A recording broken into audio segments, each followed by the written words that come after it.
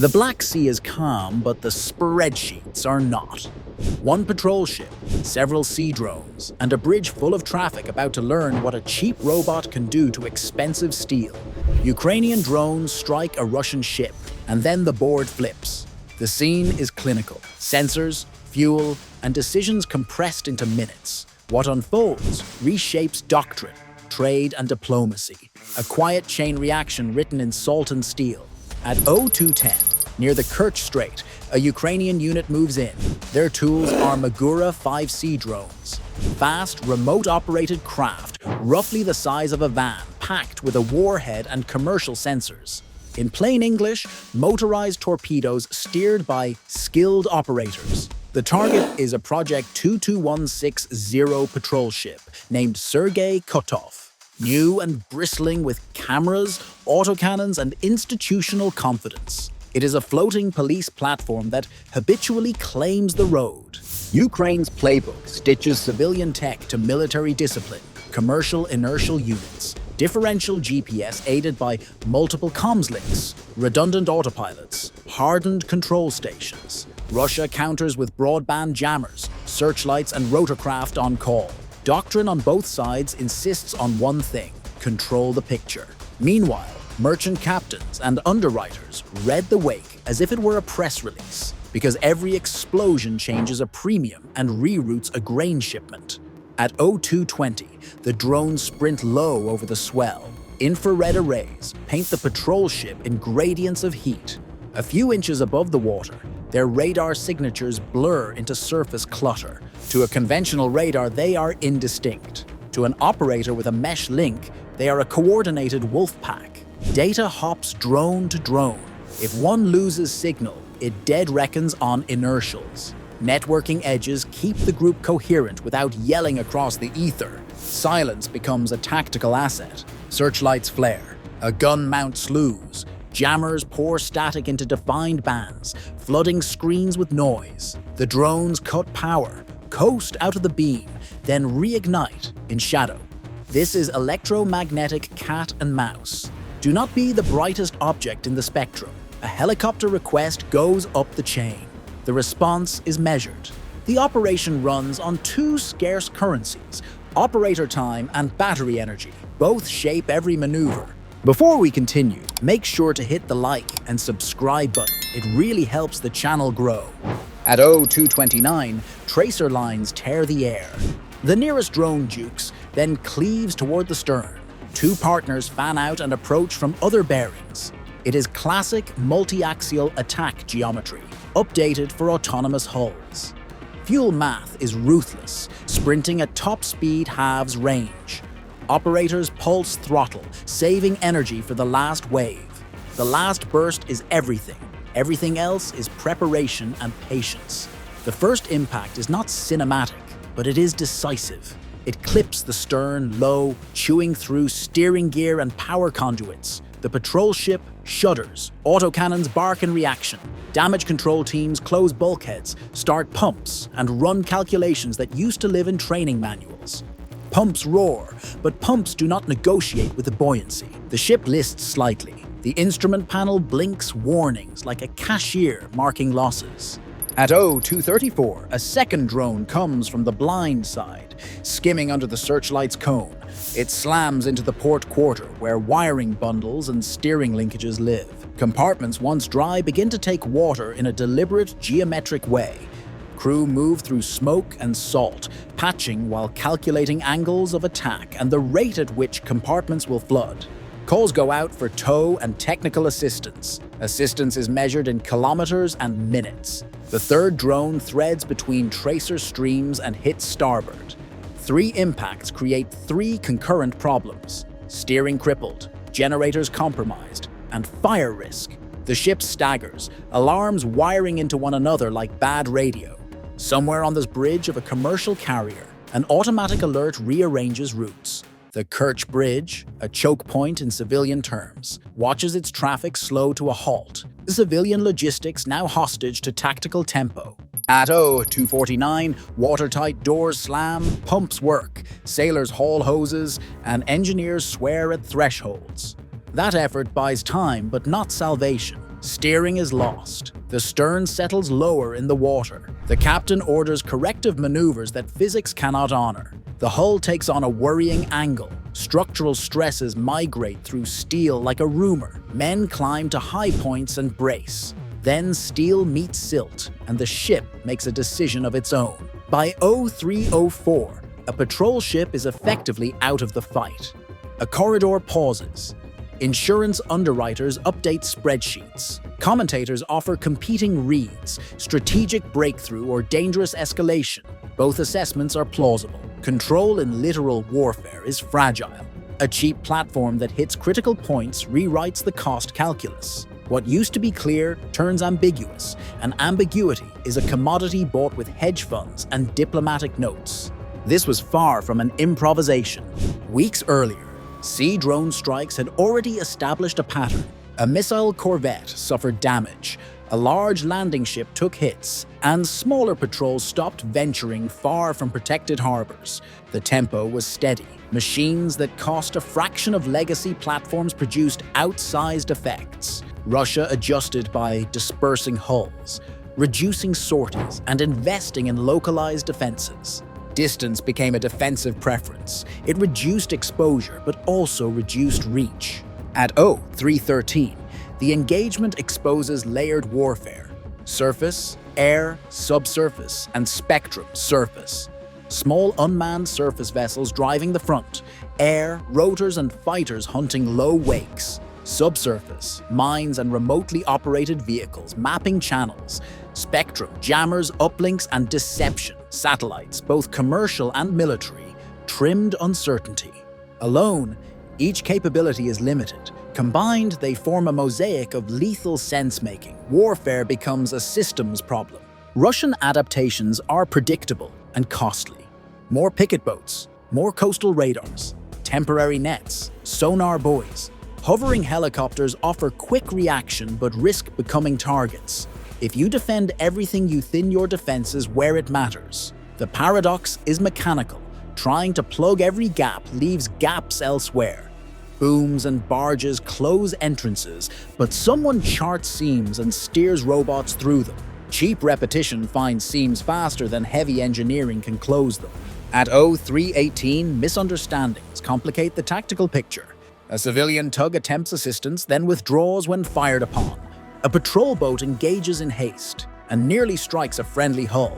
Human error multiplies in saturated environments where sensors are noisy and contexts compressed.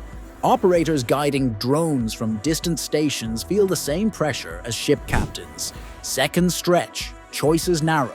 One misidentification writes the next day's headlines. By 0333, doctrine begins to formalize around distributed lethality. Spread sensors and shooters so a single strike cannot end your operational day. Drones enforce that logic. Small hulls with networked sensors outrun centralized thinking. Convoys change lanes and hug coasts once ignored. Fleet commanders must reconcile prestige with practicality. Large hulls remain symbols, but networks and dispersion win contested seas. Strategy drifts from platform prestige toward persistent coverage. Months later, in a different port, a multi-purpose ship built for reconnaissance is struck. It had a suite of sensors and quieter systems intended for intelligence, surveillance, and reconnaissance. Its damage signals that safe harbors are less safe. Range rings expand as drones gain endurance and better comms. Persistence shifts the map. A harbor once considered sanctuary now looks like a test field for robotic probes. The theater grows geographically as capability matures. At 0348, escalation takes a creative turn. Reports circulate of drones fitted with repurposed heat-seeking missiles used defensively against rotors. Verification varies by source. Label it scenario analysis and move on. The plausible fiction is informative. Cross-domain improvisation can create asymmetric dilemmas. An unmanned boat that can threaten a helicopter forces defenders to reallocate resources. The workaday tools of industry become improvised effects on a battlefield. Every strike rewrites economics. Freight rates oscillate. Insurers rewrite clauses to account for proximate conflict risk. Grain shipments reroute and sometimes pause, shifting markets and human calculations inland. Ports subscribe to layered defenses, net systems, acoustic sensors, picket patrols, turning protection into recurring expense. Attackers buy a single day of disruption for a small price. Defense buys perpetual vigilance. That imbalance favors persistent, cheap pressure. At 0357, diplomacy tightens. Notes are sent in capitals. Airspace warnings and maritime advisories follow. Regional partners express concern, and alliances consult quietly. The Black Sea's ripples move to foreign ministries because a single patrol loss can be folded into bargaining leverage. The calculus is not just military, it is political theater, negative publicity. The wake becomes a diplomatic cable. Technical lessons are blunt. Drones win on tolerance for loss. Cheap sensors, jam-resistant guidance modes, impact warheads optimized for low freeboard strikes, and hybrid propulsion that balances stealth with sprint make them effective. The kill chain is short. Find, fix, finish, and film. The camera is now part of the weapons system. Verified footage amplifies strategic effect. An unrecorded strike is less useful in the modern bargaining economy. Proof projects deterrence. At 0412, the electromagnetic fight sharpens. Jamming drains power and degrades comms. Drones use signal frugality and sea clutter to hide. Attack vectors exploit blind spots, gaps during weapons reload cycles, and the geometry of sensors. If you cannot be invisible, be ignorable until the last sprint. The spectrum is physical now, an arena where energy budgets and hardware quality determine survival as much as steel and seamanship. Beneath the surface, remotely operated vehicles map channels and search for mines. Mines are political weapons disguised as metal.